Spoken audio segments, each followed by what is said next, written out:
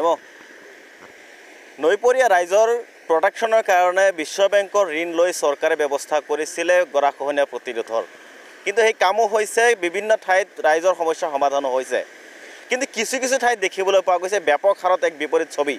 এই মুহূৰ্তত মই উপস্থিত আছোঁ বাক্সা জিলাৰ এক বিশেষ প্ৰান্তত, য'ত কেমেৰা সহযোগে দেখাব যে বেকী নৈৰ গৰাখহনীয়া প্ৰতিৰোধৰ কাৰণে ঠিকাদাৰ বা সংশ্লিষ্ট যি বিভাগে ইয়াত জিঅ' বেগ আৰু ঢালাই বান্ধেৰে যি এক বান্ধৰ নিৰ্মাণ কৰিছিলে, সেই বান্ধ কিন্তু আজি জহি খহি যাবলৈ আৰম্ভ কৰিছে, যাৰ কাৰণে শংকিত হৈ পৰিছে অঞ্চলবাসী ৰাইজে। কাৰণ উল্লেখনীয়ভাৱে 2004 চনত যি এক বেকী নৈত যি ভূটানৰ পৰা বৈ অহা পানীয়ে যি ত্ৰাসৰ সৃষ্টি কৰিছিলে, নামনি অসমৰ বিভিন্ন প্ৰান্তত যি এক বানপানীৰ সৃষ্টি কৰিছিলে, সেই বানপানীৰ পুনৰ যে এক ইয়াত পৰিৱেশৰ সৃষ্টি নহ'ব সেয়া কিন্তু ক'ব নোৱাৰি। কাৰণ যি পৰিৱেশ আৰু যি স্থানত আছোঁ এই স্থানতেই বান ভাঙিছিল, আৰু বান ভাঙাৰ পিছত বানপানীৰ সৃষ্টি হৈছিলে। মই স্থানীয় ABMCৰ সভাপতিগৰাকীৰ সৈতে কথা পাতিম, যি এক পৰিৱেশ প্ৰতিৰোধৰ কাম হৈছিলে ইয়াত, আজি কি অৱস্থা, কি ক'ব? সঁচাকৈ আজি খুব দুৰ্ভাগ্যজনক। 2-3 মাহ নহওঁতেই বিশ্ব বেংকৰ পুঁজিৰে যি এক নদী বান্ধৰ কাম নিৰ্মাণ হ'ল, আৰু সেই কামত আমি প্ৰথমতে খুব সুফল আশা ব্যক্ত কৰিছিলোঁ, কিন্তু আজি বানপানী যথেষ্ট পৰিমাণৰ নোহোৱাতেই যি পৰিমাণৰ গৰাখহনীয়াৰ সৃষ্টি হৈছে, বানৰ যি বিধ্বংসী ৰূপ লৈছে, ইয়াত আমি শংকিত হৈছোঁ। আৰু এনেকৈ গৰাখহনীয়া যদি হৈ থাকে আৰু জিলা প্ৰশাসনে যদি ইয়াৰ তাৎক্ষণিক কোনো বিধি ব্যৱস্থা হাতত নলয়, তেতিয়াহ'লে ইয়াৰ ফলত কিন্তু বিশেষকৈ বাক্সা, বৰপেটা আৰু বজালী জিলাত বিস্তৰ অঞ্চলত ক্ষতিসাধন হ'ব, হাজাৰ হাজাৰ পৰিয়াল কিন্তু গৃহহীন হ'ব লাগিব। সেয়েহে আমি প্ৰশাসনক অৱগত কৰিছোঁ, আৰু প্ৰশাসনে আমাক আশ্বাস দিছে।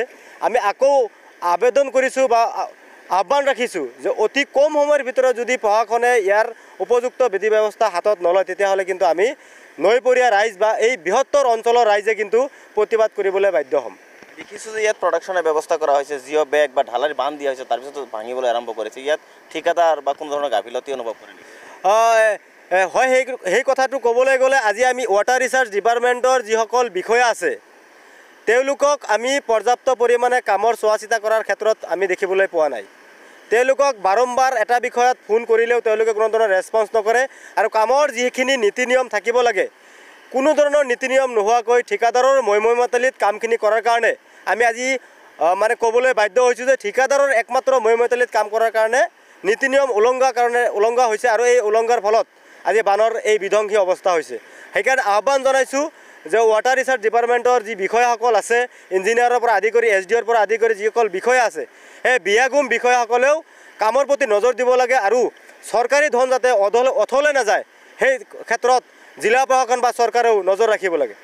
হয়, নিশ্চিতভাৱে দেখিবলৈ পোৱা গৈছে প্ৰতিক্ৰিয়াৰ সৃষ্টি হৈছে। ABMCৰ সভাপতিগৰাকীয়েও প্ৰতিক্ৰিয়া প্ৰকাশ কৰিছে যে, আৰু উল্লেখনীয়ভাৱে এটা কথা ক'ব লাগিব, যি এক প্ৰতিৰোধৰ ব্যৱস্থা ইয়াত স্থায়ী এটা সমাধানৰ মানুহে আশা কৰিছিলে, কিন্তু সেই সময়ত দেখিবলৈ পোৱা গৈছে যে জহি খহি যাবলৈ আৰম্ভ কৰিছে। নিশ্চয় ইয়াত কোনো গাফিলতি ইয়াত থকা কিন্তু আছে, যাৰ বাবেই এই বিভিন্ন ধৰণৰ প্ৰতিক্ৰিয়াৰ সৃষ্টি হৈছে।